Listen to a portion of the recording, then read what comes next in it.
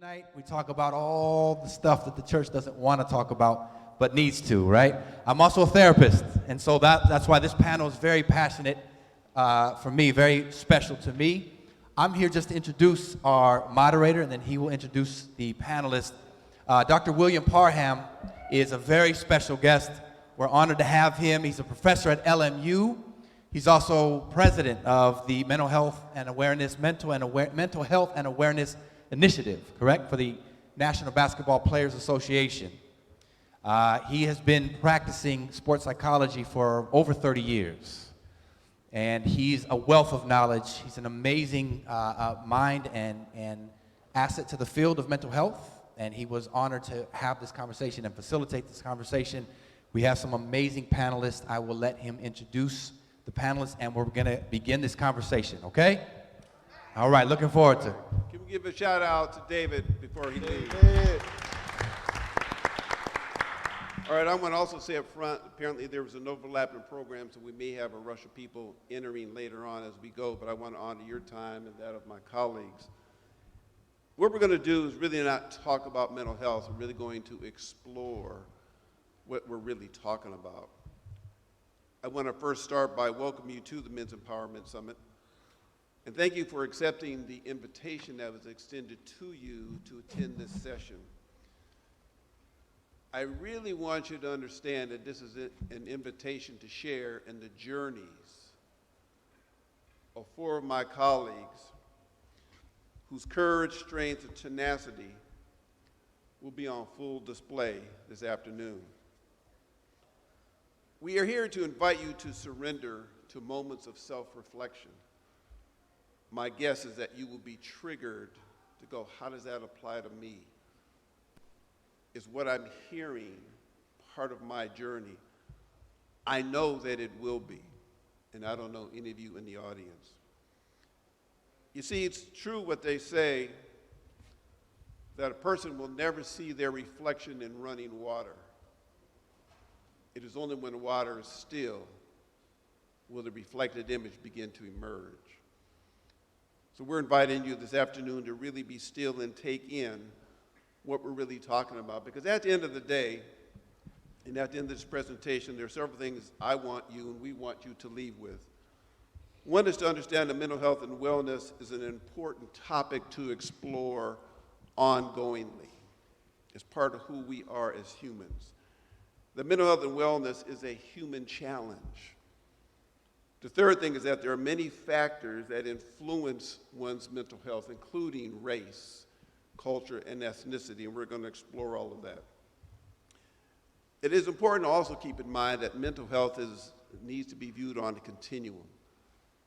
At the one end, there are a lot of folks who are doing quite well with their mental health and wellness, meaning when you look at them in terms of their jobs, their relationships, their spiritual nourishment and following, the hobbies and leisure interests, their physical fitness. Everything is A+, and they really are feeling in control of where they're at.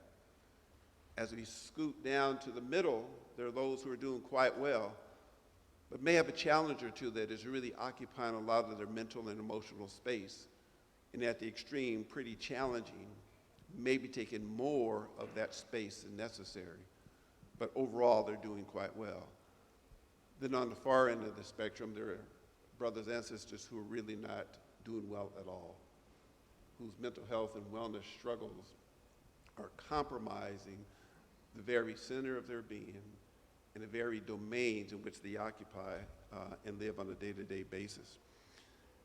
What I'm also wanting to introduce to you is the concept of the invisible tattoo. For any of you out there in the audience who has a tattoo, you'll know that it was etched on you with care, sensitivity, but it was god-awful painful. And depending on the size and the complexity of the design chosen, you were sitting there for hours, maybe over a period of days, really needing to force yourself to calm down, to pay attention, to not fidget. Because what a tattoo is etching beneath the skin, ink that is indelibly infused in order to bring out a tattoo. in the area of trauma. A lot of our young men and women before the age of 10 are exposed to trauma. And trauma are those events that are overwhelming, that catapult you out of reality. We call it a proprioceptive disruption. Proprioception is awareness of person, place, and space. It totally pulls you apart. And the emotions that come up, each emotion represents the ink that is used to indelibly etch that emotional, that invisible tattoo in one's spirit that they carry around all their lives. So we're going to talk a little about that, and some of the stories that you'll hear are going to be illuminate this point. We also want you to leave knowing that there are some tried and tested ways of obtaining help and support, obtaining mental health balance, but also maintaining it. It is true what they say. In order to set sail, you have to untie yourself from the dock. What you're about ready to hear as I introduce my distinguished panel and colleagues are men who are still on their life's journey. We never are not on it, but who really have untied themselves from the dock and some of the challenges that they've had. I'm going to introduce them in a moment. They're going to talk a little bit about what their journey was. I will interact with them, pull some themes together, then we're going to put it over to you, the audience, so for some Q&A. First person I want to introduce is my partner in crime, Keyon Dooling. A partner in crime is I'm serving as the director of the National Basketball Players Association Mental Health and Wellness Program. Keyon Dooling is my partner who, together, we've put together this program. Keyon Dooling is a 13-year veteran of the NBA. First selected in round one, went to the Orlando Magic. 13 years in the NBA is significant because the average baller is in there 4.7 years. We also have Mack Calvin, Hall of Famer, All-American Mack Calvin, who actually played his ball here at USC, but went on to be a combination of the ABA and NBA for 40 years. Was actually the Player of the Year back here at USC in 1969 for the Pac-8 at the time. It's now Pac-12. He was an NBA coach in 75 and 92, five-time ABA All-Star, and a USC grad in 1969. We have James Donaldson. He played 14 seasons in the league. He played in Europe as part of his career. He also was an NBA All-Star in 1998. And we have Dion Slider, who's been very public about being a suicide survivor, fitness trainer, homelessness advocate, and a poet. I want you to understand the vulnerability of these men, the time that they've taken to come and share their story, hoping that it will stimulate in you a conversation about mental health and wellness, but the urgency that we in this community need to have as we address it. So we can start off. Matt, can you say a little bit about your story briefly and a point at which you felt low, buried perhaps, and focus on the decision you made to get out of it and to really excel and distinguish yourself as you have. Sure. Thank you so much, Dr. Parham, and welcome to the audience, and certainly the parents and adults that are out there that brought some of the young people here, and welcome to my panel as well. I am tremendously honored to be here. It was 22 years ago I got fired at the school. I was a head basketball coach and was fired, lawfully terminated. And I'm truly, again, grateful. This is my dear friend. This is the first time publicly that I have shared my journey and story. I've shared it. I want to say this. I want to thank Dr. Parham, a man of sight, insight, and foresight, to be able to bring this panel together And we're vulnerable, but most importantly, we're honest. We want to share with you, articulate to you honestly, because there are parts of our lives that have been destroyed. There are people in our lives that have been destroyed and affected by some of the diseases that we have. It's a mental illness, and I didn't really recognize that it was a mental illness.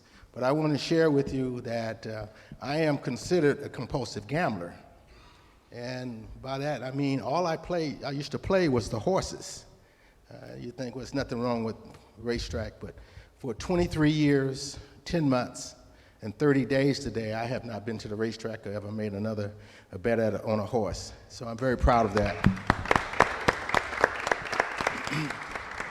It was on October 8, 1995, when was my last bet on a $2 bet on a show horse at Hollywood Park. And I was busted and disgusted. And as I walked out of that racetrack, I heard for the first time the voice of God that said, "Can you hear me now?" Because I couldn't hear him before. I was introduced to horse racing when I was a kid, 9, 10 years old, by my dad. My dad was an alcoholic, physically and verbally abused my mom. He was a gambler. In those days, he didn't really know about it. And so I was traumatized by that, but my dad was my hero. So I went to the racetrack with him. And so as I got older, my last year at USC, I remember a guy left his locker open, and I stole his wallet and $200. And then the next day I went to the racetrack, and for the next 20-something years, I gambled at the horses. And I gambled because of depression. I gambled because of the pressure of trying to obtain and stay at a certain level as an athlete. I gambled because my ex-wife at the time had lupus and gone through a couple of kidney transplants. And I gambled because I wanted to maintain. I've never had a drink in my life. I've never done drugs, and none of those things, those addiction, but I did play the horses. And it destroyed lives, and my ex-wife and I are the best of friends. I thank God I didn't allow my daughter to get involved and see the destruction that I did. And so I'm open and honest to talk about it, because mental illness can affect you in so many ways, and it traumatizes you, and it keeps you mired in a certain dark space. I never contemplated suicide, but I was lonely. I wanted to be by myself. I didn't want anybody to know who I was, and so I was a darkness. And yet I was still a great ball player. And so I wanted to share that, and so hopefully that I can illuminate the mind of someone to say that, well, playing the horses or playing a scratcher or something like that. But when you do something more on a daily basis, then you got to recognize you have a problem. And I did something about it. So in closing, I just want to say thank you for allowing me to share that from my heart. I go to meetings twice a week. I'm a mentor to so many people. My mission in life is to continue to give back and to help young people here. I have a young mentee out here, Mr. Morgan, and I have his aunt and relatives here. And so I want to continue to give back and share my experience and hope that others can see that and see that I'm no different than anyone else. Publicly, I was successful, but privately, I was a failure. So thank you for allowing me to share and be honest with you. Thank you. I really want you all to really understand who you're just listening to. If you look at YouTube and go back and look at Mack Calvin, what a fabulous baller he was. But what he also doesn't tell in his story is that he played ball at a time and entered the league where racism was real high. He shared in this last panel we were on, back in those days, they only allowed 3 African Americans on a team. Traveling teams could not stay in the same hotel as their white peers. Understand that he went through all of that, as did his whole generation, and still persists to the success that he is now. Next up is Keyon Dooling. Again, he's a 13-year baller in the NBA, very successful entrepreneur, has his book out, is quite successful, but he has a very dramatic story as well. Keyon Dooling. Yeah, no, thanks, Doc, and thank you, brother, for sharing, man. My father was a gambler, so you know what I mean? I grew up in that environment, but I guess I would start kind of at the the end of the beginning of my mental health journey. Going into my 13th season with the Boston Celtics, we were doing some charity work with a couple of my teammates. I went to use the restroom, and as I'm using the restroom, a guy grabs me inappropriately on my behind as I'm urinating. And so, Doc, you talked in your introduction about triggers. In that moment, like, I lost it. I became the Incredible Hulk. And I remember putting hands on, first off, I asked him a question. I was like, dude, like, who do you think you are that you can do that to me? What do you see in me that you would do that to me? And I said, do you know I can kill you with my bare hands? And I walked out of the bathroom, went to the table, ordered some creme brulee, ordered a glass of wine because I thought that would calm me down. But as I got to the table, I felt like the Incredible Hulk. I just doom, doom, doom, doom. Doom, doom. This rage just like brewing from deep down in my soul, just anger. So I decided to walk out of the restaurant, and as I walk out, I see the guy, and I end up choking him. Had not my friends been there, I would have been telling this story from behind a glass wall, behind a glass. But it was the trigger that made me recognize and have to go back and meet the little 7-year-old boy who was molested.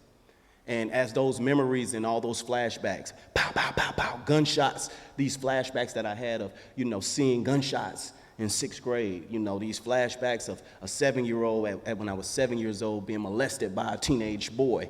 And I was trying to push all these things down. In the midst of me pushing these things down, it manifested into PTSD. So I could not slow my mind down. All these flashbacks were coming.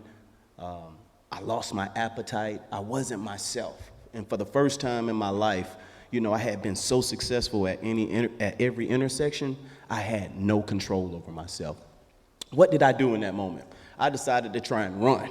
And so I called the Boston Celtics and, said, hey, look, I can't play basketball anymore. I can't play. I don't know what I'm going through. I don't know what's going on in my life right now. All I know is that I can't hoop like this. And so, in my retirement, I was retired for about 4 days and ended up having to check myself into a mental institution. Spent 4 days. So I went from having a $1.4 million contract to the bottom floor of the mental institution. And I had to ask myself, damn, how did I get here? How did I get here? And that, I believe, was the first time I spiritually felt something physically with my faith. I felt like, that was the first time I had an encounter with the Holy Spirit. I'm thankful for that moment. But also I got an epiphany. I did not get my healing in the mental institution. I don't want anybody to have to go there. That's why I tell my story so boldly. But I left the mental institution and went to therapy. I finally made it to Ivy League. I went to Harvard for my therapy. And in doing my work, I just found this recipe for healing. I had to wrap my mind around my experience, my journey, and how it defines me or molds me or creates negative behaviors in you. A lot of times, us as men in particular, when we go through something, we can internalize it and we can relate a lot to pleasure and anger. So there's a lot of men with their faces balled up because a boy got, maybe touched inappropriately or saw something inappropriately or had to go through something inappropriately, and it acts out. We act out. And so I had to just do my work. I wrote a book, told my story, and I've been on this journey, man, to just really share. It's in particular, not with everyone, but in particular with men from my communities and communities like mine. Because, we think that we can just fight our way out of it, or we can just isolate our way out of it. In reality, you have to do your work if you want to get better, if you want to heal. So I'll just park it right there, Doc. Thank you, Keyon. And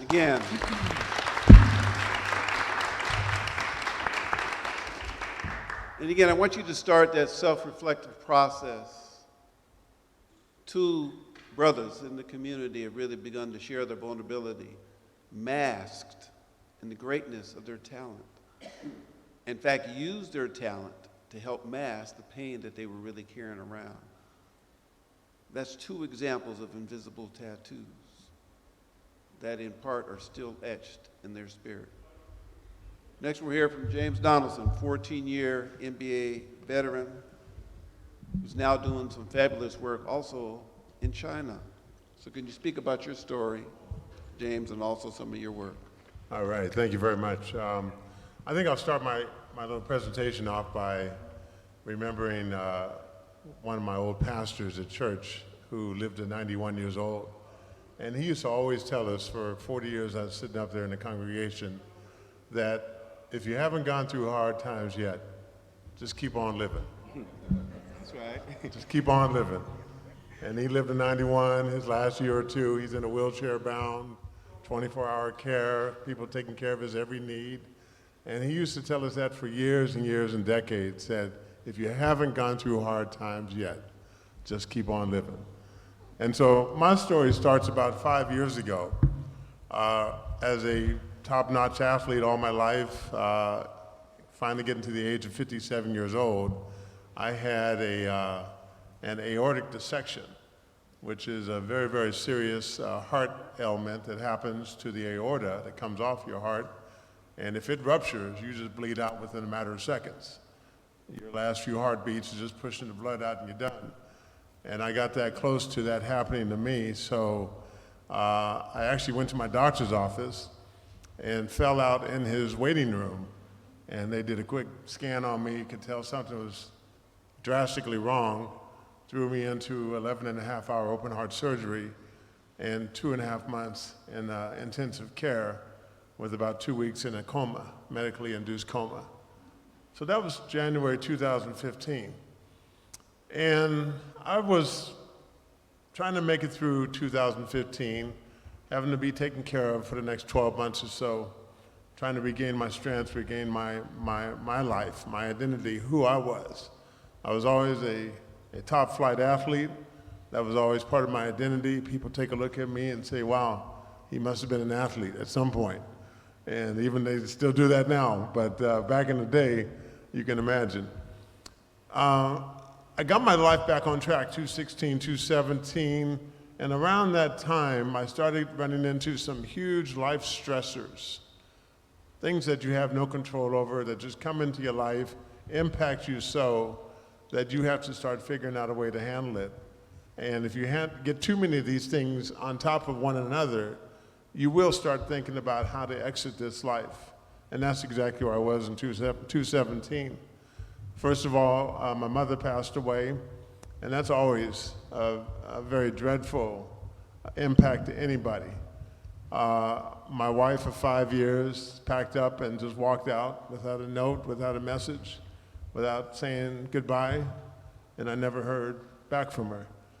My business I had for about 28 years went upside down financially. And I poured all my life savings, my NBA life savings into it, trying to save it. Ran myself flat broke, and the business went out of business. And around that time, Thanksgiving 2017, I started not being able to sleep through the night anymore. 5, 6 nights in a row, I'm waking up at 1:30 in the morning, trying to, one, how to get back on top of all my affairs and get them back in place, and two, how to exit this life, exit this world. And I knew that wasn't me, okay? I had a real good sense of who I was all these years. And I called up my doctor and let him know I couldn't sleep through the night anymore. I thought he was going to give me a couple simple sleeping pills to get through the night. He started asking me questions about what's going on in my life. And I told him, I said, the business, the wife, my mother, my finances, everything is gone, gone. And I have no reason to live anymore. And so he put me on some prescription medication. That was the first step I took, was seeking medical help. And a lot of times in our communities of color, us being people of color, mental health is one of the last things we want to address. We want to admit that we're dealing with.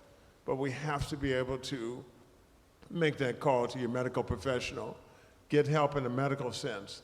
I got a behavior counselor to work with me. And then on my own accord, I reached out to a small, intimate group of friends who had known me for the last 30, 40 years. My old basketball coach in college, my old NBA basketball coach, guys that had known me for 40 years. And they stayed with me. And I told them, I said, hey, sometimes I need somebody to call at 1:30 in the morning when I can't get back to sleep. And I need you guys to call me once or twice a week to check in on me. because the only people calling now are bill collectors and lawyers trying to throw summons at me. So I'm running and ducking and diving all day, and I can't sleep at night. And that's kind of my story. It took me a good 12 months to work my way through all of that, to realize that I still have a reason to be here. One, for the medical situation I had 5 years ago. Two, for the mental thing I went through just last year. I still have a reason to be here, and that is to spread the word about mental health awareness, suicide prevention, especially to our young generation of children and students all over the country, and really let them know that there is hope and there is a tomorrow. Even in the depth of the darkness, when you can't see it, you can't feel it, it is there. It is waiting for you. You have to keep on pursuing your pathway towards that, and one day you will find that. But surround yourself with medical professionals and good people who really care and love about you. Thank you very much.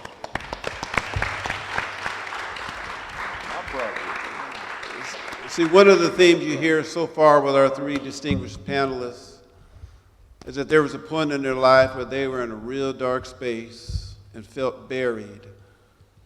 What I also want you to begin to hear is that while they felt buried, they were actually being planted and have begun to grow and sprout and really bring a healing energy in ways they haven't yet fully realized. Our last panelist, Mr. Slider, has an equally compelling story. We're going to allow you to share and participate in his story. I'm going to then ask the panelists a series of questions, and then we'll turn it over to you. Mr. Slider. Thank you so much. As a fan, I'm like in heaven right now. I'm like, man, 'cause I got y'all cards. I think I had your poster. Anyway. But as a man who I feel inadequate because I was like first string on Team Satan. I smoked crack, so that's what I did, and I did it well. So, but I have to say my story is that of just being a young man born in Fresno. I don't know if you've ever been to Fresno. Anybody? Yeah, okay, you got up out of there, see. And one thing about Fresno, when I was growing up, it was nothing, you know. You wanted to go to college, you could get you some car keys and get up out of there, or you dealt dope. And I chose the lifestyle because I wanted to be Scarface at one time. I wanted to go out with 2 tutors in my nose, said, "That's okay, I'm reloaded." But that didn't happen. I ended up being an addict in high school. And you ever seen New Jack City? Anybody seen New Jack City? I was Pookie, but I didn't snitch. And I went through that lifestyle of just because it was the 80s, y'all. I mean, my neighborhood was middle class black folks that we had, you know, we was doing it. And all of a sudden that crack epidemic hit, and it was like it was a night, it was a zombie zone. It was a nightmare. And I saw people who were up and coming just dilapidated and just fall, just the shells of who they are, including my family. And I fell into that trap. And in that trap, I found myself, because everything fits in a pipe. Your car, house, dreams, all that, it fit in it, you know. And I remember going to my grandmother's house, because I had that grandmother who, I went to the door, and I knocked on the door, and she slammed the door in my face and said, "You can't come in here because you steal everything. You got to go." So I got my luggage. I had the best luggage. I had a plastic bag with my clothes in it on it. I had $5, and I was on the Greyhound bus. And I ended up in Los Angeles. And my brother, who was a police officer, he's a retired police officer, picked me up from the bus station. And he looked at me, and I looked like a skeleton with chocolate poured on it. And he said, "Is it that bad?" And I said, "Bro, you ain't got no idea how bad it is." And that's the first step, because I never told anybody. I was just walked around like everything was cool, but at the same time, I was an addict. In high school, When I was 21, well, actually, when I was 18, I found myself in a bathroom. I had lost both my parents. I lost my mom when I was 13. I lost my father when I was 12. They were both addicts as well. See, this stuff is generational too. I have my sons here as well. So one of the things I said to myself is I need to stop it with my kids. So let me go ahead and just tell them the truth about me and not hold it, because my dad never did that. We never did that. I had to hear stories about him. But I got there here to let them know that not only can I show them that it's possible, but I'm going to show them that with hard work and dedication and just the audacity to fall in love with yourself. See, that's what I did too. I fell in love with who I am and went past 1619 slavery and went to Egypt and found out that we did a whole lot of stuff prior to what they told us that we did, but that's a whole new different lecture. So getting back to being 18 and wanting to die. I don't know how many 18-year-olds we have in here, but at 18, you wanting to die, something is wrong. I just, at this point, just wanted to see my mother because I needed some type of peace. And that's the thing I didn't have as well. I didn't have any peace. I grew up in all kind of chaos. That's why I live in the mountains with I was talking to somebody. I live in the San Bernardino Mountains up in the hills. That's why I get my peace. And I tell my kids, be blessed that we're up here to breathe this fresh air, but be blessed to have a good set of mind, a good peace of mind, where you're able to sit and really have your thoughts and really understand who you are. Am I making sense? Yeah. And not only that, I told them that if I ever decide to kill you, I have a place to bury you and they can't find you. But anyway, well,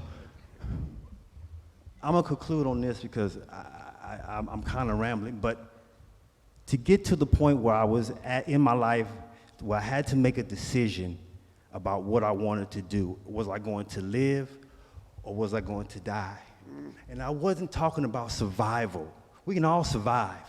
I'm talking about living, where every day is a blessing, and you wake up knowing that. No matter what your bank account, you have these men right here. My man said he had a $1.4 million contract, 1.5? A little something like that. Oh, no, I'm good. I'm good. But to walk into, and I read his bio, to walk into a place where men said, no, let's get you the help that you need. We need to be vulnerable enough. I have no problem telling you what my story is because I'll probably never see you again in life. However, I can let you know that there's one man who's able to look you in your face and tell you, yes, I've been through all that. You have 4 men who say, yes, we've been through all that. But we're going to continue to keep on pushing. Because at the end of the day, I may not see it in my generation, but I know these kids, these young men and women are going to be able to do something for their children. Does that make sense? And that's all. I'm sorry. Thank you.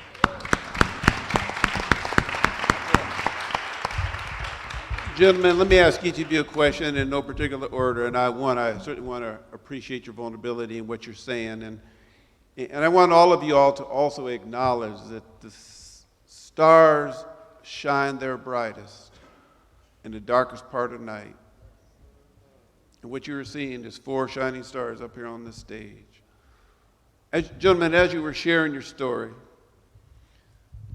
my reaction to it is that something got triggered emotionally.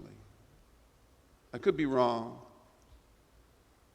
Was there any emotion that got triggered right here on stage? Just sharing your story. Yeah, I think at some point, you realize that you are hurting yourself, whether you do drugs or you play the horses like I, or you were a drinker, but there are other people that you're affecting. And before I go there, I want to just say that I hope that any young men or women out there that, or even adult, that can hear what we're saying, realize that life is about living 24 hours a day, 86,400 seconds a day. No matter what kind of problems you're going to. And that's what I had to learn how to do. I always had a strong spiritual foundation. And, I think when things that triggered in my life, people that I were hurting, losing house, losing this, just wanting to be by myself. Because I never had my dad was my hero. But when I because I went to the racetrack, and I made money. I didn't gamble. I didn't play the horses to make money because I made money. You know, in those days I was making $325,000 a year, and that's in the 70s and 80s. But I never had anybody to give me any direction.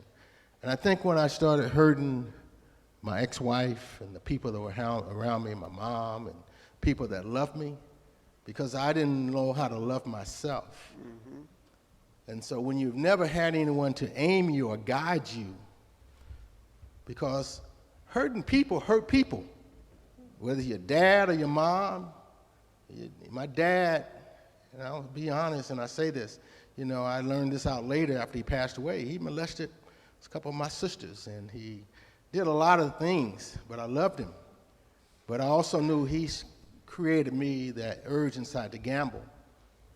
And then after he passed away, every time I was hurting, I would go and gamble. But I would say, Dr. Parham, that when I learned I had a personal relationship with Jesus Christ, Amen. That's when my life changed. As I said, October 8th, 1995 was the last time I made a bet. 23 years, 10 months, and 30 days. And that's when my life changed, and I stopped hurting people. I wanted to live. I wanted to make a difference in other people's life. Again, publicly, I was success. People look at you, your dress, but inside, man, you're really hurting. So that's what I want to dedicate my life, the rest of my life, to helping people to cope today. There's a lot of y'all hurting out there. We all hurt. How do we deal with it? You got a caring person have to help another caring person. And we got to talk about it. We got to talk about mental illness. We got to talk about, I don't care if it's a simple thing as playing the horses or bingo or lottery or whatever. It's an addiction, gambling, drugs, whatever. We got to talk about it, and that's what we're doing. And I'm going to sit down. I've always respected this guy, and I never knew his story. And we're NBA players, but we all came from a background that people hurt us, so we didn't learn how to develop and grow as individually. And we learned that, and I'm so happy to see Keyon, and he's got his family here, and that's what we got to keep doing. We got to keep living and breathing and sharing love. And I got my brothers up there, and I haven't seen them in a while, and I love them all, and I don't say that to them enough, but I love them. I got one brother's in a wheelchair, but I love them. And I don't get a chance to say that, and I want you to know I love you. Amen. Thank you. So I want you to hear one thing also before we continue with how they are feeling, is that each one of them has proclaimed, I want to live. They weren't living before. That's a big turning point. Gentlemen, any other feelings that came up as you were sharing your story with the audience? Look, every time I share my story, it does bring a certain level of being uncomfortable for me as a man. And one thing I learned through therapy is the tools to be able to build yourself up when you know you're about to go out and speak. And then also the way that you decompress when you kind of give out this virtue. Yeah. But it also is reassuring that I am not the only person who had to grapple and endure and overcome something. And I think like a lot of times when you go through mental health challenges, people will like tar and feather you and just say you crazy. You know what I mean? You know, all these different things, and they'll almost isolate you, right? And what I've learned is that, like, now that we're having these discussions about mental health, it's a difference between, like, losing your mind and being traumatized. It's a difference between depression and anger issues. Like, mental health is not one brush. It's layered, right?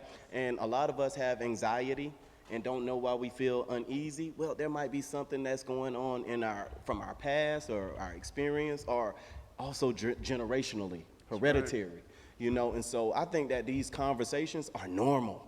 We have to normalize, our experience. Like, look, we've been in this country and we've gone through a lot of different things generationally, and we're at that point where, in order to get to the next level, we gotta heal.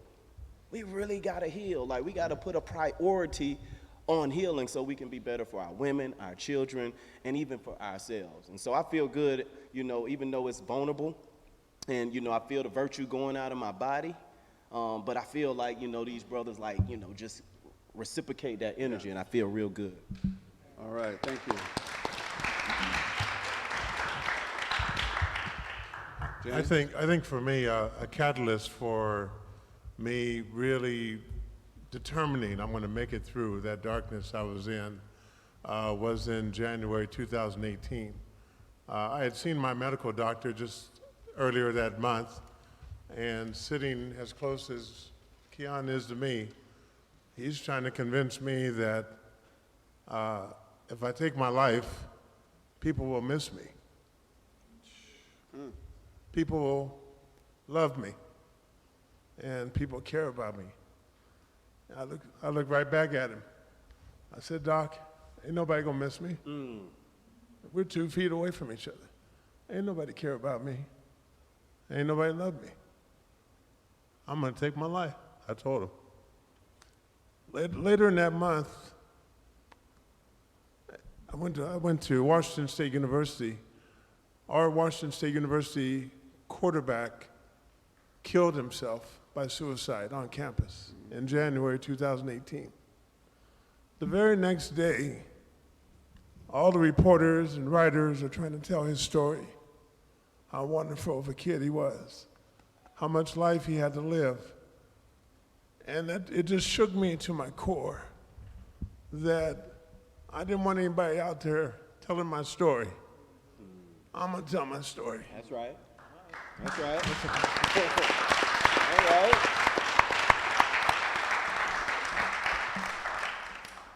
And it was still total darkness for another 8 months, from January 2018 to about August or September. Total darkness before it finally started lifting. But I hung in there to tell my story, and that's what I'm doing.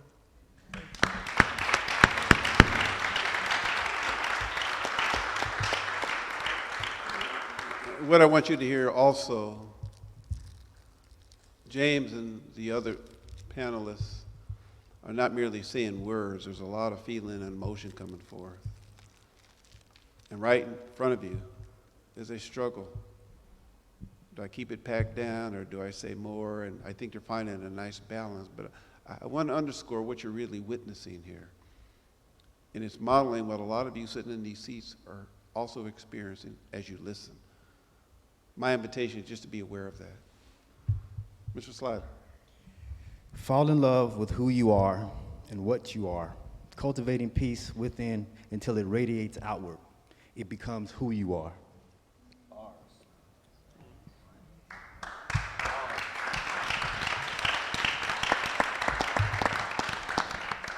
You make the decision.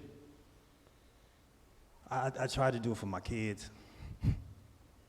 I got 7 kids, and I did have a television too, so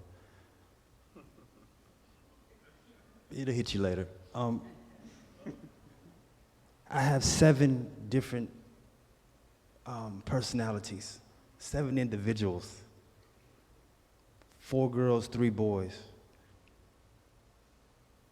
Until I fell in love with who I was, or who I am now, I was useless.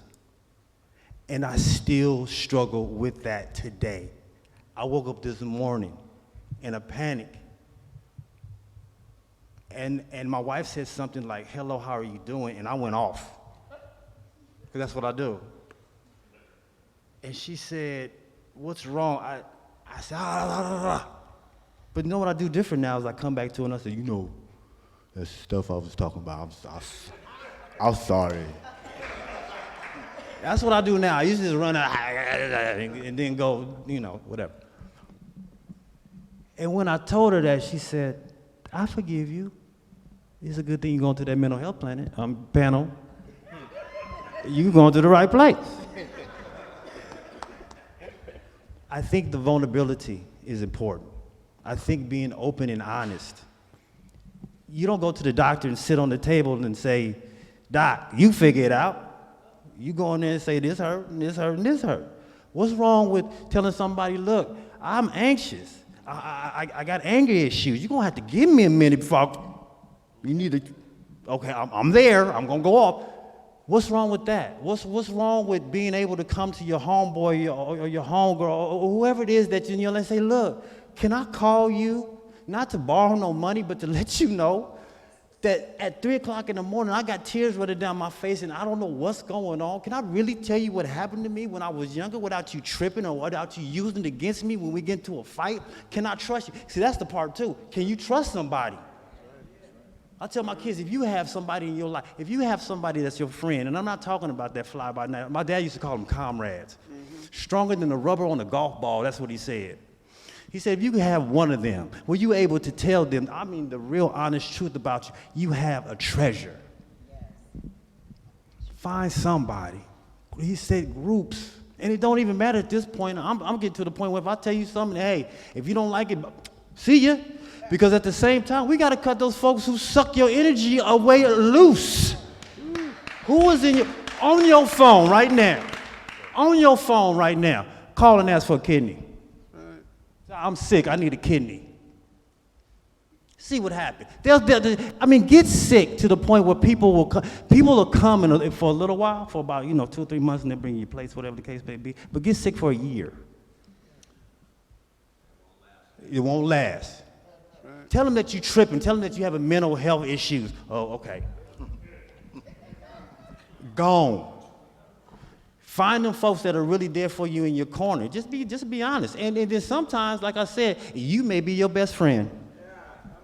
You see, what we're being reminded of is something I tell my students all the time. I'd rather you have 4 quarters than 100 pennies. So they both add up to $1. But you don't need a whole lot of pennies and stragglers and people running in your posse. And I ain't doing nothing but weighing you down. That's it. 4 quarters is exactly the same amount, and you got a lot more room to put 1 or 2 more quarters. So you really need to think about that. What I'm also wanting you to really focus on is the notion of a smoke detector. If all of you went home right now, chill, had a great afternoon, and you put the key in the door and your smoke detector goes off, excuse me, I doubt that any of you would take that smoke detector down off the ceiling and go get it fixed. You see, the fact that it went off suggests that it's working, and it's telling you to come here and pay attention. Each one of my brothers here on stage have been talking about their smoke detectors going off, and nobody's paying attention. Antonio Davis, he got smoke detectors going off. Don't get caught in the $30 million a year guaranteed money, and Antonio Brown, and his phenomenal talent. That's smoke and mirrors, ladies and gentlemen. Something's going on. That's a smoke detector. And these gentlemen up here are sharing theirs. Gentlemen, if you had one thing to leave with the audience, and I'm going to turn it over to them, what one thing in your whole journey was the nugget, was the jewel that you continue to hold on to? Can I just sidebar, if they would say, for just 1 second? 1 second. There we go.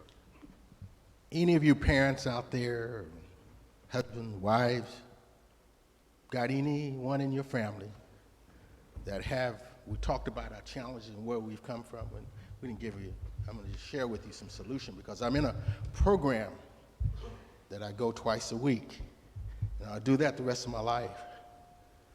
And just for you, anyone out there that's struggling, just keep moving forward. Don't look back, because behind you is a lot of baggage.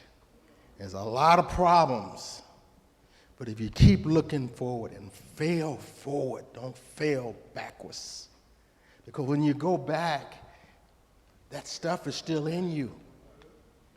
That dad, that mom that left you, abandonment. Dad, mom, whatever.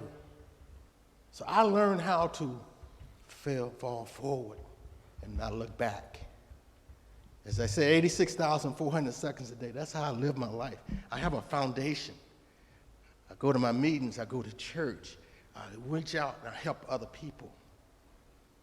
You don't heal overnight. You heal by progress. And we can't hate those who did stuff to us. They dead, buried, and gone. I love my father. I continued to play the horses. And then I had to learn how to stop. But your question was, there's one nugget that you can hold on to, that you've been holding on to, that might be useful for our audience. There's two. One is my personal relationship with God. I lose that, I'm done. And my second is my inner strength. I persevere, a desire to live and to continue to give back. Because when you're helping somebody else, you're internally helping yourself. So those are the things that I would see, Doc, that are really important in my recovery and to be better than what I used to be. Absolutely.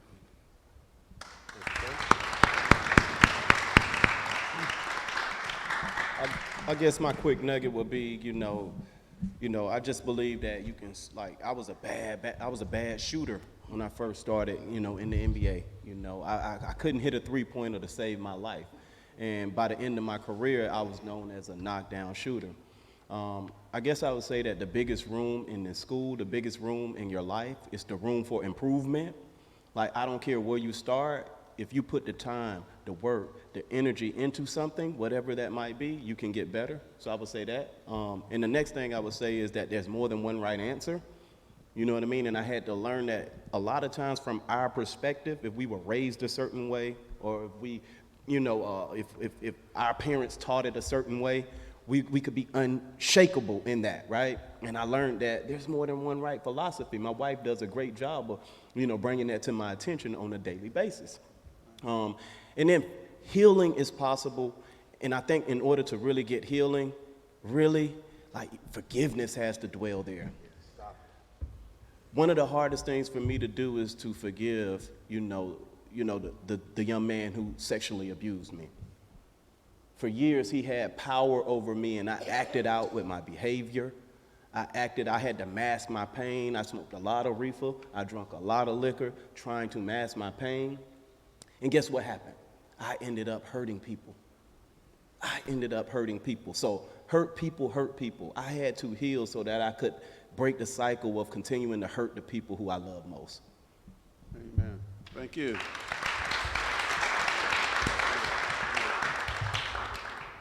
Yeah, I'd like to add a couple of things. The first thing is to seek help.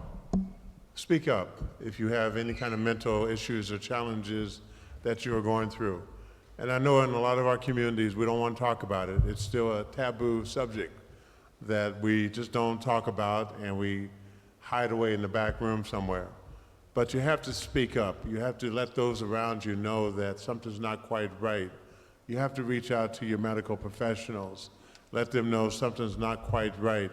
Reach out to a small, intimate group of friends who will be there day and night for you because you realize that things are not quite right.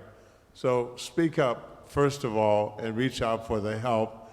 And my special emphasis is on young boys and men and older men, for us to speak up more so. We are notorious for not wanting to speak and talk about things that we're going through.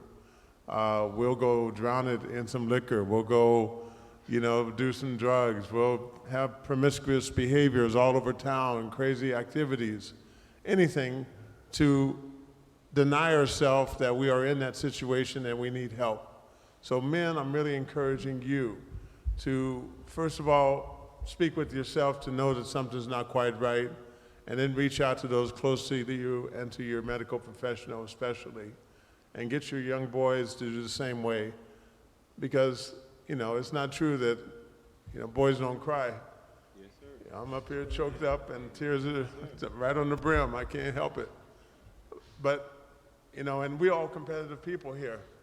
And competitive athletes especially don't cry.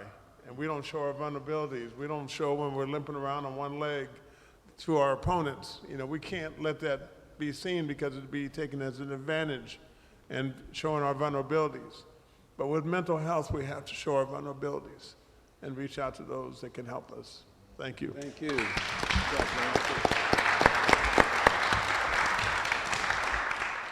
We have to realize it's a war. And I read a little bit of The Art of War. You guys heard that book, The Art of War? Yeah. Okay. Yeah. 1 is have a clear vision. 2, develop a plan. 3, master knowledge of the universe. 4, become invincible in knowing your enemy more than they know and understands you. 5, be invisible. Now, when he says be invisible, it says keep your mouth shut until the time is ready for you to reveal your moves. Just do what you need to do. Don't go, just do what you need to do. Then move with an urgency.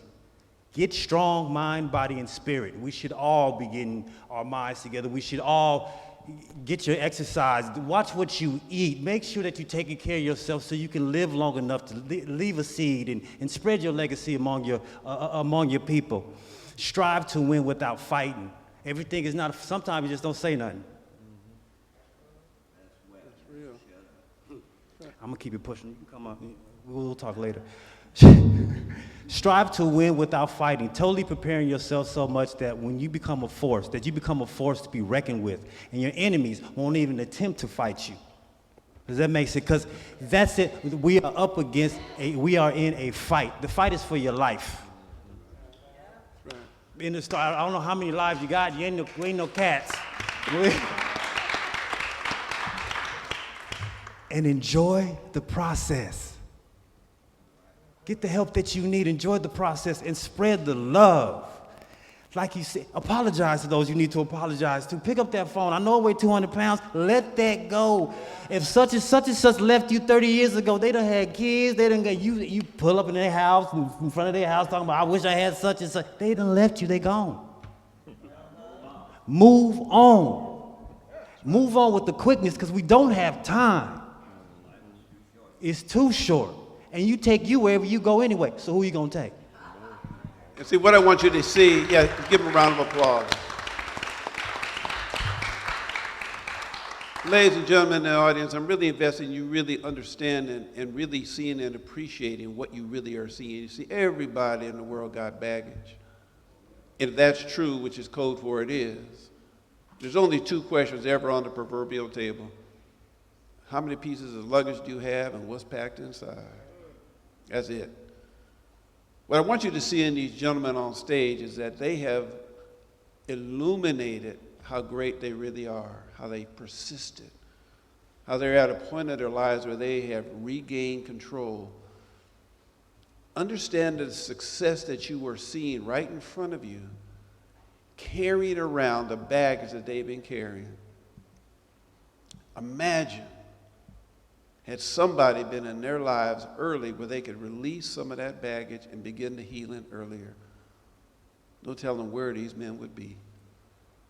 And the truth of the matter, they haven't begun to scratch the top of their talent as mature and as seasoned as they are.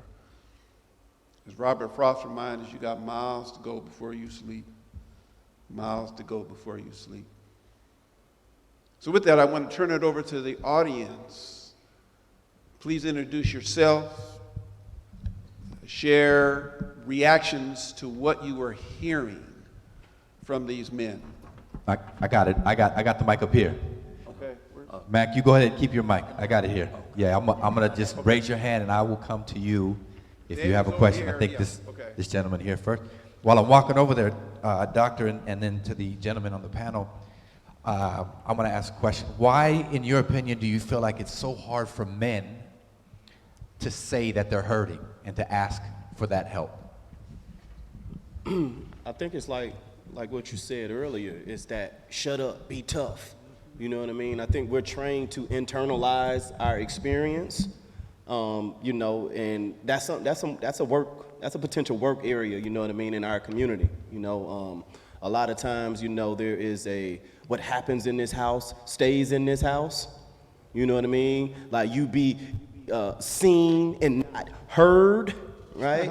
And so what happens is it shuts men down. And so when you shut down, it doesn't mean that stuff isn't there. It just comes out in a different way. You know what I mean? And so I think that's a lot of times, in my experience, I think that's why men shut down so early. I want to add to that, though, speaking as a professional who's seen a lot of guys in 30 years, a lot of men and women. The shutting down that Keyon and others are referring to is not because they aren't speaking. We aren't listening. See, we can't rely on them to come with a voice, but they've been coming with their spirit and their behavior.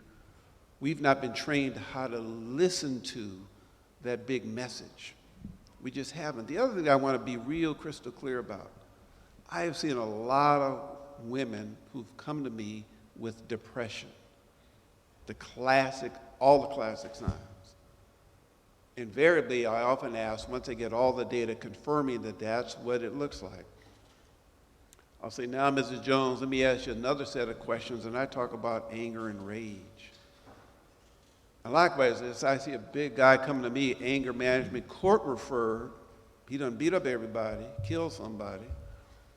I say, yeah, Mr. Jones, it looks like you got some anger issues, but let me park that to the side and ask you about depression and suicide. 9 out of 10 cases of any woman I have ever seen who's reported chronic depression to the point of being on medication was in fact ragefully angry. But see, society doesn't give women the same permission to come out and say angry. You see a woman right now walking down the street, punching her fist through a wall, calling you all sorts of MS. The first thing would come out of everybody's mouth, including women, is that bee's crazy. For real. And a big, strong guy crying and looking sad, and he's a punk and a sissy and the other P word and all those things. And they know this. So they're negotiating that sort of social stigma, saying, I still got pain, but okay, if this is the parameter which you define it, let me express it in a way. You have to have somebody trained to understand how to decode what you're really looking at. Yeah, it's pretty deep for me. There's a scripture in the Bible that says that pride comes before the fall. And I think a lot of people, and specifically African-American men, that pride really will take them to death, will take them to the end. It's a good question, David. And so we go back to, we have to ask for help. And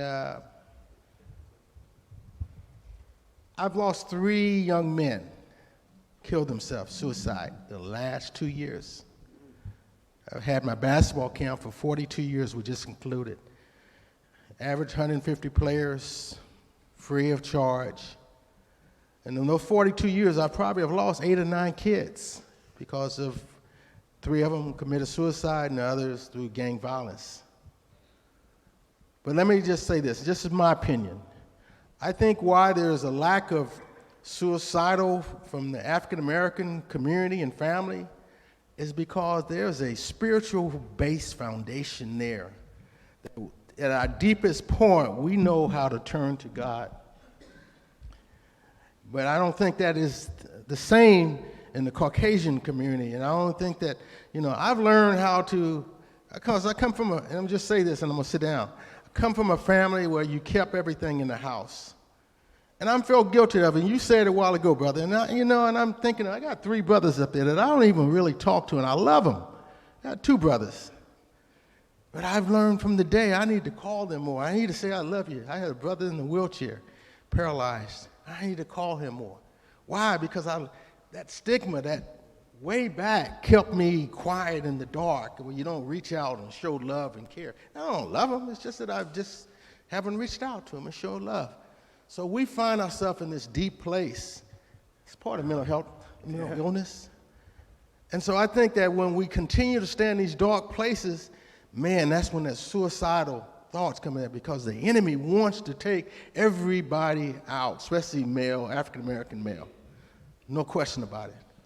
And so we got to stay out of that dark spot and reach out to help someone. Don't let your pride take you down, Doc. Questions? Wait, I think we have a question right here. Hi, my name is Barry Wilson. Speaking of mental illness, do you think that is the reason why you have more African American and brown, of different races? That's why the crime rate and why they're in prison and all that stuff, because society fails to deal with the mental issues. Is that directed to me or there's a panel? Okay. I was reading an article in the New York Times. It's April 28, 2019, entitled "The Empty Promises of Suicide Prevention." It says, and the article was written by Amy Barnhorst, and it says, "A pill can't fix many of the problems that lead people to killing themselves." And she goes on to state, and it says, "We need to address the root cause of our nation's suicide problem: poverty, homelessness, and the accompanying exposures to trauma, crime, and drugs.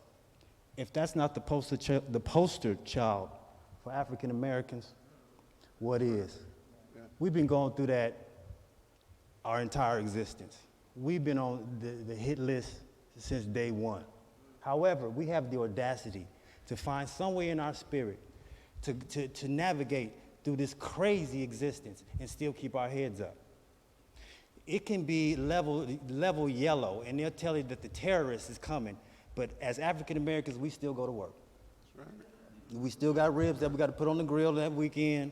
The game is coming on. Okay, so we have that in us. We have the audacity to have that fight.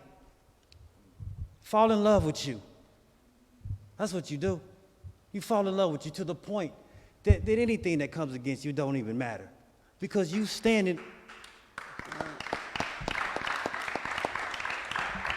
Because you are rooted in the very existence of who you are, and they cannot take that away from you no matter what, come hell or high water. We've been through this. This ain't nothing new. Yeah. Them snatching people off the street, we've seen this before. They did that to us all the time. My grandfather used to say, "I can make my own self miserable. I don't need no help." Hello. Think about it. I'm going to get these two here first, and then you can go to her, okay? All right, so for the sake of time, I want to try to get as many questions as possible. Try to keep your questions down to 10 seconds, okay? My name is Dorothy. Trevor Noah said, "I'm good but depressed." How do you guys differentiate depression and just not being content in life?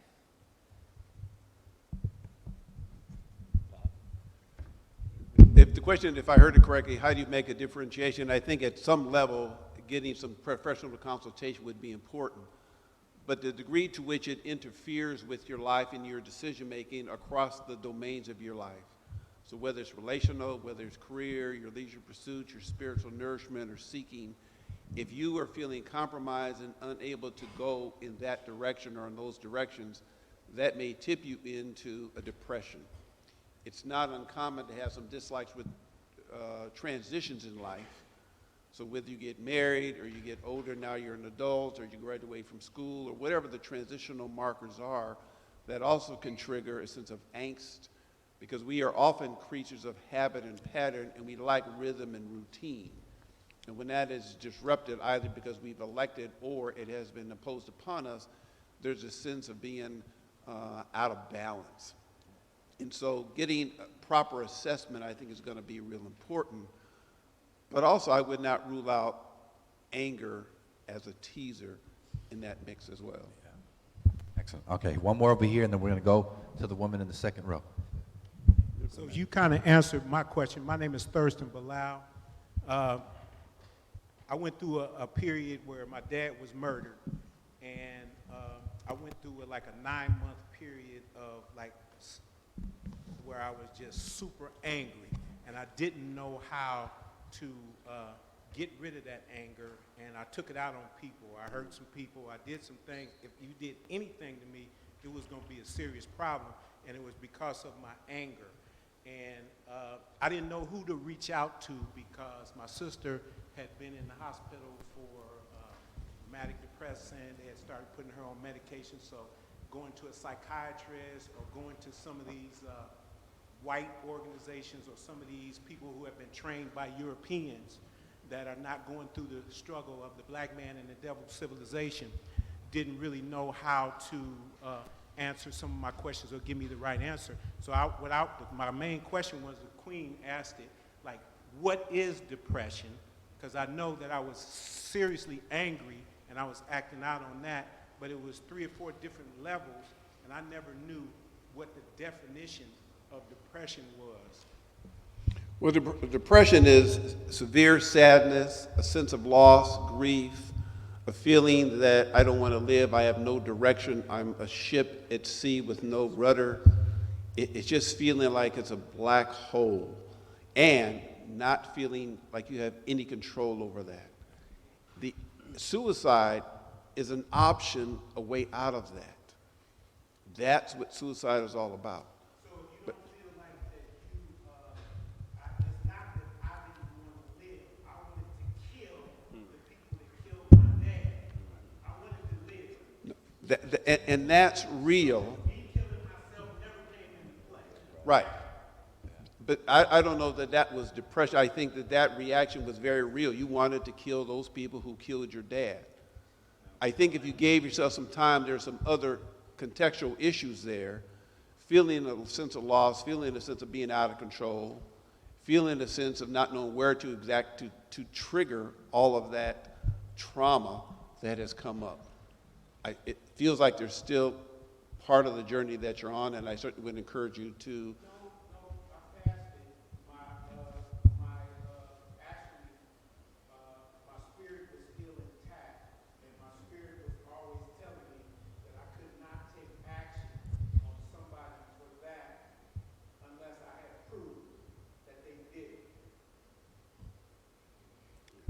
Okay, and So I didn't know whether I was depressed, I knew I was mad, angry, and is there a difference between all of those categories, or do they all meld together into depression? they do at some point meld together and they go in and out.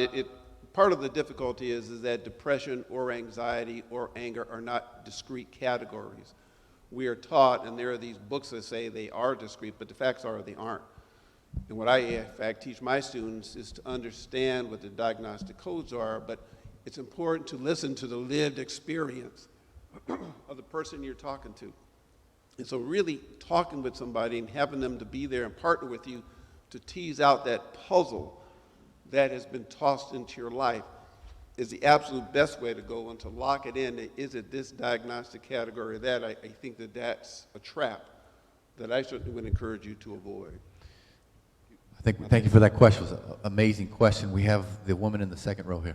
Yes, my name is Dorothy, and I want to say, first of all, Matt Calvin, I talked to you last year, and of course, we grew up in Imperial Course Projects, remember? You used to be with my brother. But anyway, I would like to say this, that I have lived experience, and I've been almost 15 years loving me and living my best life. Your best life. Amen. Okay. And so when I went and found out what was going on, and so right to this day, I've been volunteering with LA County Department of Mental Health at West Central Mental Health on Stocker for over 10 years. And my thing is that I'm the volunteer coordinator, that I coordinate the volunteers, because I have to let people know that everyone living has a brain. That's our mental health. We have a body. That's our physical health. When the body gets out of whack, we go and get some help. But when the brain does this thing, we think, oh no, I can't go and get any help. But yes, and it's not always medication, because for me, it was education. Going to groups and learning that mental health is a broad area. And so, like you said, if you ain't went through something, keep living, and you will. So I'd like to commend you brothers for sharing your story. Thank you. Because that's healing. Yes, it is. And you are healing someone in this room. Excellent. And wherever you speak, you will be healing someone. And so you keep your faith, Excellent. Keep it up and keep doing what you do and live your best life. Thank you for that God very has much. a plan for you. Gentlemen here, and then we're coming right here in the middle. Try to keep your questions and comments to 10 seconds, please. She made it from the projects. That's right, Imperial Course Project. There you go. That's unbelievable. Gentlemen, let me too. My name is Gerald Parham. Let me thank you too for sharing your stories. But one of the things that strikes me is what kind of language is very important to what we tell ourselves and how we kind of interact and manage our days. So what kind of language have you had to change? Like, I don't think we failed, messed up, or made a mistake. We've just made decisions and their outcomes. So the language, when you fight through this, which has clearly been encouraging and sustaining, how has that been a struggle, or if it has, for you to change what that looks like or what that sounds like in your heads? Does that make sense? Makes sense. For me, I use affirmations. You know what I mean? Some of them are from, like, you know, wise philosophers from my neighborhood, like when you have to dig deep as an athlete. And some of them are from scriptures. Like, I'll, you know, every morning, you know, 5 times before I get out of bed, I have to say, I can do all things through Christ Jesus who strengthens me, right? Like, when I'm not doing well and I might be going through something, like, look, I'm the head and not the tail. I'm the, like, I activate the word. And then sometimes you just have to tell yourself, like, you know, like coming up, like, dog, I'm tough. I know I'm better than this. I know I'm going to get over this. Like, the self-talk is very important. I try and share that with my kids. Like, my daughter today, she had a tennis match, and she didn't like the way she played. She said, oh, I played so stupid. I said, no, baby, don't never let me hear you say you played stupid, because if you say that, you'll believe that, you'll feel that, and it'll actualize. I say, no, I had a challenging day. I have to play wiser. You know what I mean? It's word magic. I don't say mental illness. I don't say head doctor. I say mental wellness, because I think word magic is so important on how you frame things and how the body receives it. Absolutely.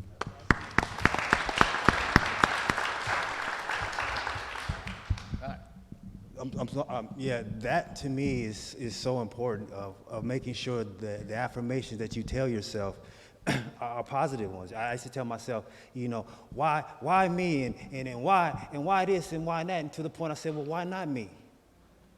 Why can't I get it? Why shouldn't I have this? I should have every bit of happiness that's been promised to me. If that book stands correct, I should have every bit of happiness. And to accept it and to want it and to keep it, but to nurture it. He's like having a child, right? And sometimes some people have ugly babies, and when you see an ugly baby, you go, oh, that's precious. That baby precious. Okay. But that's your child, that's your baby. You nurture it, you love it. You don't abort your baby, you don't abort your dream, you don't abort your passion, you love it. And when it grows up to its fruition and it's beautiful, and you sit there by your dream and your hope, and you say, that's mine. And what you do is you pass that along to your children. Speak it into existence. And it'll come to fruition, definitely. Yeah. Doc, I want, because of my program, it says live one day at a time. And so I affirm that every day. But more importantly, man, sometimes this is difficult. I just like live 1 hour at a time. And I want to say that to any of you young people out there. You can get so consumed by today, the issues, the problem. Just take 1 hour at a time. And then you'll get through that hour and the next hour, and then you find out that you've gotten through 86,400 seconds for that whole day. And then let me say the other thing, because I'm so sensitive, and I thank God that I came from a family. My dad and my mom was very much givers, and they loved people. And I don't allow today the negatives to interfere in my life. I don't let anybody, toxicity, the negatives, enter my life, because it can store in a place here that will continue to get me in a very sensitive, negative mood. And I'll say this, my brother passed away maybe a month and a half, 2 months ago. I could not attend the funeral because I wanted to remember my brother of who he was, how he was. And when I saw pictures of him, I hadn't seen him in 10, 12 years. When I saw those pictures of where he had been in a wheelchair and he had a stroke and he did not look the same, and it was really bothered me that I saw those pictures, because I remembered him. But my sister sent me those pictures, and I was bothered the fact that she sent me those pictures because it was not my brother. And so I don't allow that, because those things in the past used to trigger me to go to the racetrack. I used to be hurting, and that was my sanctuary. I ran to the racetrack to play a bet. It wasn't because my wife was sick with lupus and 2 kidney transplants. I ran to the racetrack. When I was hurting and things going on in my family, I ran to the racetrack. That was my sanctuary, because who triggered that for me was my father. I wanted to be with my dad as a young person, and I went to the racetrack, and I became that compulsive racetrack gambler. And I learned how to live a better life now. So the things that trigger us, affirmation has to be a day at a time, an hour at a time. Call somebody that can give you a positive reinforcement, a positive. Those things are very important. I'll say this, and I may be wrong in what I'm going to do. There's a young kid right there, Morgan. I love that young man. I've seen him mature and grow. He has such a bright side, and he's going to go to Harvard or Yale, Princeton. And we spend a lot of time talking in the car, and I've seen this kid just grow, and he's going to be somebody somewhere, and he's got an aunt that loves him and cares for him. Amazing. And there's so many other people. A caring adult has to help caring people who are struggling. Thank you. Absolutely. Thank you. So we're in our final stretch here. We've about 5 minutes left, so we're trying to get these questions in, so let's go. Hi, my name is Shirley Hawkins, and I do believe that there is mental illness in our community, but there's a stigma attached to it. A lot of people don't talk about it. They hide it, particularly in the Crenshaw area. I don't live in the Crenshaw area, but every time I go there, there's people that look like they need help. What I would like to know is also, also people think that getting help for mental illness is expensive. I'd like to know, are there any clinics that people can go to and where they don't have to pay much money? And also, there was something else I was going to ask. Does anybody have the phone number to the suicide hotline that they can repeat here to the audience? Yeah, we can look that up. There's being looked up now. The question of stigma is one that revolves around educating yourself about what we're really talking about, and understanding what depression, post-traumatic stress disorder, anxiety is real important. But the other thing I'll say that we don't have time to get into, I always want my audiences to understand that stigma is a marketed term. See, if you understand the history of stigma, and the best example we have is in our English literature, the Scarlet Letter. When Hester Prynne did something wrong and had a letter put upon her breast as a public statement that she's villainous and did something wrong. See, stigma has 2 components. Somebody in authority is telling you that you did something bad, and their alleged omnipotence is pinning something onto you. In the old Greek days, they tattooed you.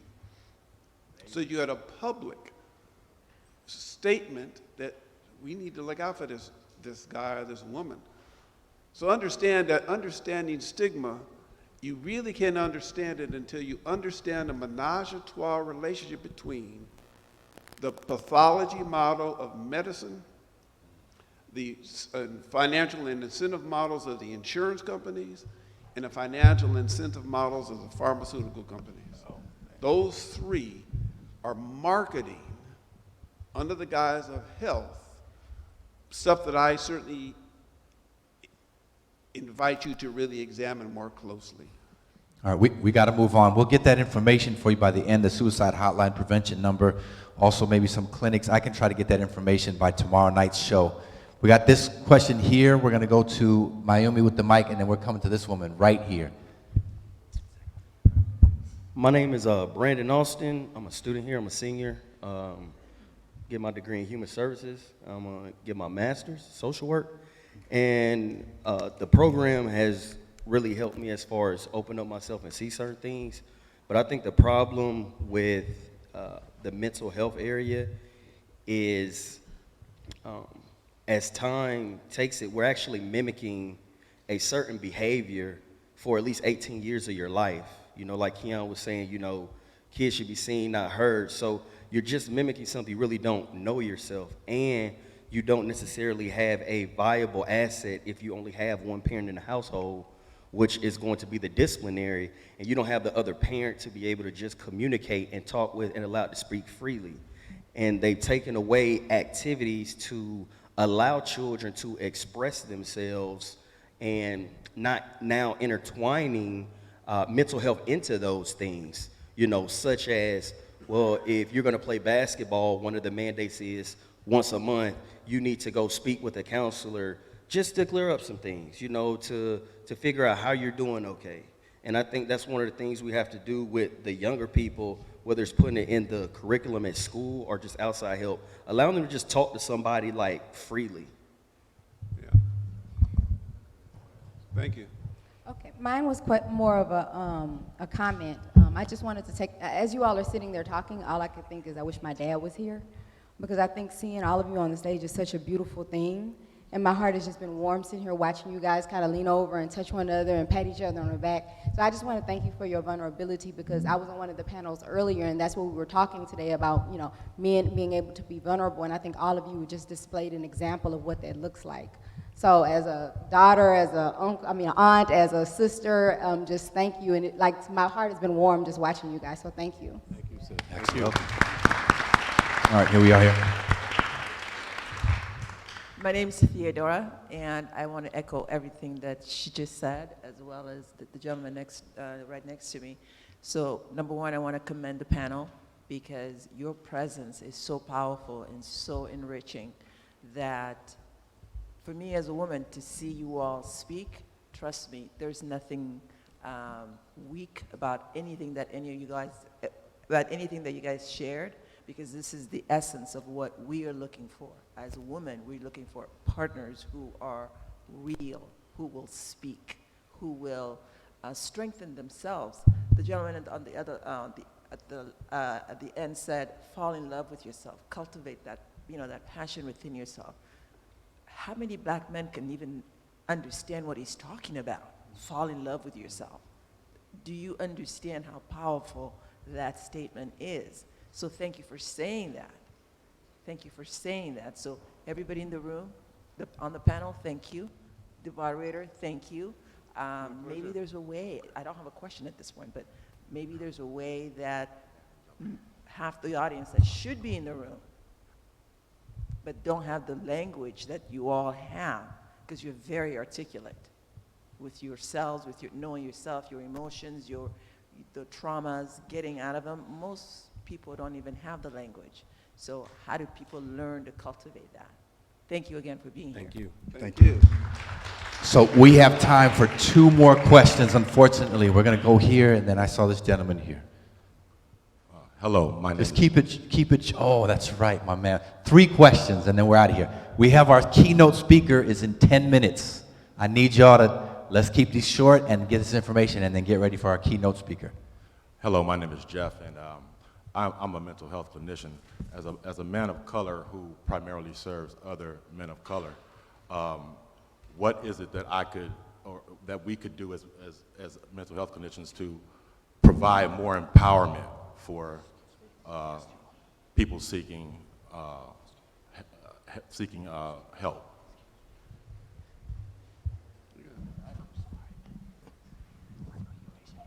Let me tell you, the most important thing you can do is be real. Really be real and honest. Because we don't have honesty in this country today. Starts from that guy that's in the White House. So when you share with someone, keep it real and dig into the heart. People know if you're real or not, man. I mean, if you're flossing over here and you got a whole bunch of women and you got some other issues and all kind of other stuff going on, you can't be real with that person. So I think too many people fake it too much. So you've been called to do what you do. And brother, you have to be honest. I sponsor probably 25 people that's in the GA program. I got to live it every day. I got to talk it. I got to share it with them every day, honesty. And like I said, I made a commitment.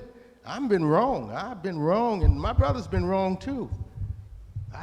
Don't talk to them. Those are my brothers, I love them. They may not be like me, I may not be like them, but I gotta learn, I can't talk and share with you all, and if I can't be honest and tell my brothers, no, I need to call y'all more. I need to show my love to you more. So when you talk and you deal with people, because man, their life is in your hands. Thank you. Keyon, you want to No, add? I just, a couple things you could do specifically, sir, because you have the pedigree. I think you could do service, right? Like find one or two, people to expose to mental health every year.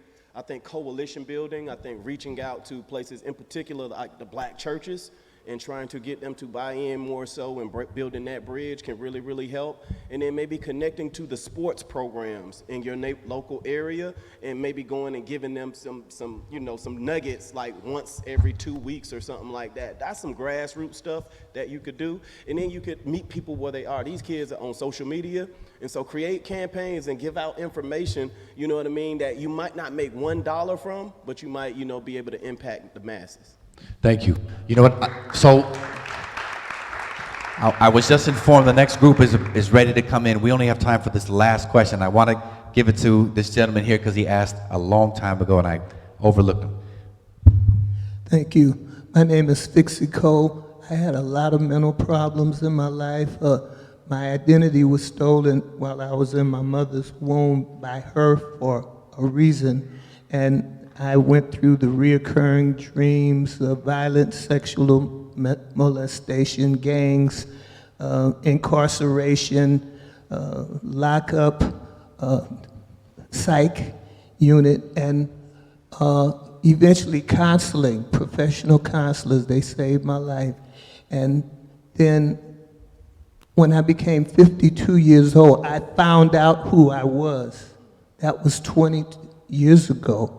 And I've been an activist since then. And this year, I spoke in behalf of my true ancestors at the United Nations. I got the pictures and everything. My question is, can the ancestors be involved in this? It's like I feel I was being tested to see if I was the one to carry the charge. Thank you. In one word, I would just say absolutely. We don't have time to really get into that, but I certainly appreciate the fact that you were persistent and stayed in your journey. Yeah, I think there are lots of answers from our past, but also it is important, as all of our panelists have said, it's important to look ahead. And I think as long as you keep looking ahead and asking, what can I do, things are going to be focused differently.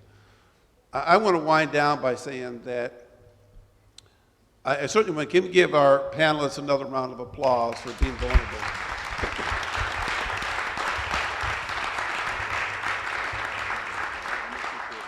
And I'm going to leave you with two things, partly triggered by the last comment.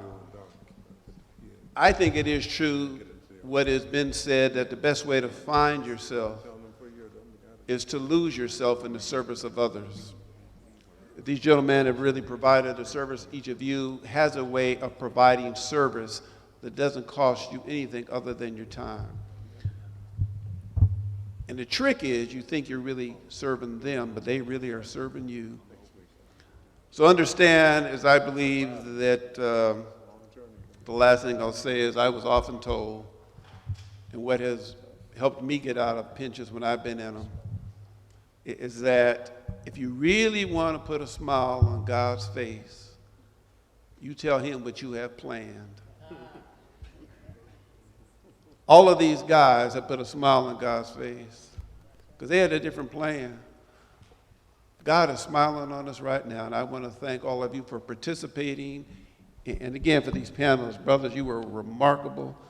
I love seeing God smile and the warmth, and may that bless us the rest of this weekend and through the rest of the year. So thank you. Go in peace. Excellent. Thank you, Dr. Parham. Thank you, gentlemen on the panel. Amazing conversation. Really quick, the suicide prevention hotline. If any of you are curious and need it, 1-800-273-2222. 1-800-273-8255. 1-800-273-8255. You can also call 211 and get resources, get information to services in your area.